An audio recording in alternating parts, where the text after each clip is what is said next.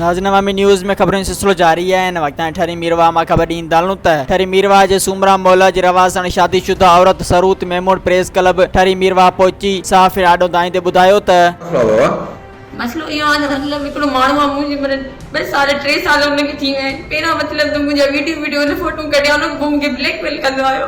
पोइ वरी मूंखे चई यार फोन मोबाइल मुंहिंजी अर्शी ते मूंखे मोबाइल न छोड़े मूंखे चयो त मार पाण खे कुझु बि कर मां तोखे वीडियो न ॾींदमि।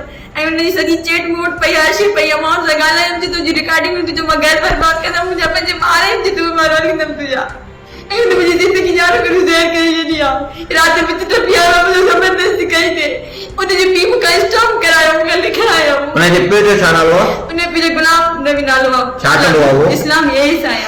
अच्छा, छोकिरे जो छा नालो आहे जेको तव्हां वकीलनि खे पैसा खाराए उन्हनि चुप कराए छॾियो सभिनी खे। मूंखे जो तूं ग़रीब आहे तुंहिंजो कुझु ई न कंदासीं। मुंहिंजा माउ पीउ ईअं सभु कुझु करे सघंदा पर शरीफ़ माण्हू त इज़त वारा न पिया कुझु करणु चाहिनि। अच्छा, तव्हां जेको तंग थो करे उनजो छा नालो आहे? अमजद केरु आहे वो? वो बि इस्लामी आहे। अच्छा, हाणे तव्हांजो छा मुतालबो आहे? मुंहिंजो मुतालबो इहो आहे त हिनखे सज़ा मिले। जेको मुंहिंजो घर तो ड्राए ऐं मूंसां नाजाइज़ कई अथई, भले मुंहिंजी मेडिकल कयो, हुन मूंसां ज़बरदस्ती कई आहे इस्लाम खां पोइ बि। ऐं मूंखे ब्लैकमेल कंदो थो जे तूं मूंसां ज़बरदस्ती कर मिल, न त मां रिकॉर्डिंग वग़ैरह हर शइ मूं वटि सबूत पिया आहिनि, मूंखे धमकी थो ॾे। अच्छा, हुन तव्हांजी रिकॉर्डिंग कयूं आहिनि वीडियो? रिकॉर्डिंग कई वीडियो न फोटो मुंहिंजा अथसि ऐं ऑडियो रिकॉर्डिंग जेको मूंसां ॻाल्हायो त उहे अथसि। त मां मुड़ुस खे बि ॾींदोमांइ, सभिनि खे ॾींदोमांइ, तुंहिंजो घर फिटाईंदमि।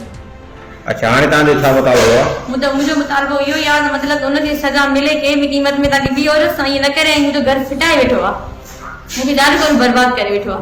मज़ीद खबरों और तफसीलात के लिए विजिट करें हमारी वेबसाइट www.awamiNewsHD.com।